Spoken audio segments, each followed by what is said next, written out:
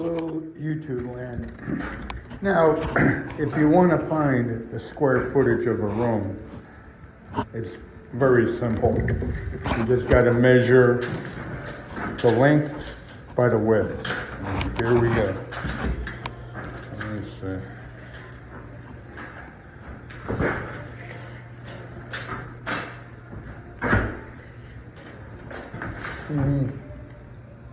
This is 9.3.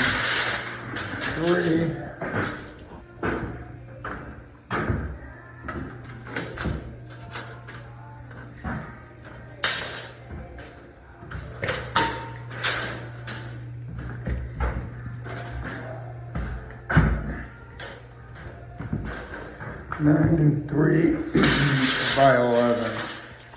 Just measure your length by your width of all areas, and anyway, that's your square footage. Multiply length by width, and then you tally up your areas and add them all up together, and that's it. Length times width equals square footage. Very simple, but there are a lot of people out there that don't know that, but now you do. Peace out. And anyway, this floor, as you can see, has got heavy mildew, but it is still doable. I will sand it, and then I will stain it dark to camouflage it. I don't know why. There we go. Okay, yeah, we were definitely out of focus. Sorry about that.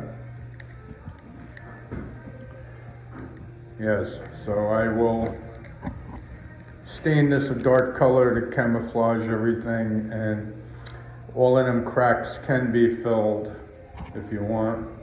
Of course, before you stain. This is gonna be a rental, so it's not priority. If you were gonna, save this for yourself, and I would, invest the time to really fill in them cracks. But anyway, length times width equals square footage, and that's all there is to it. Hope this helps somebody that don't know. Anyway, peace out.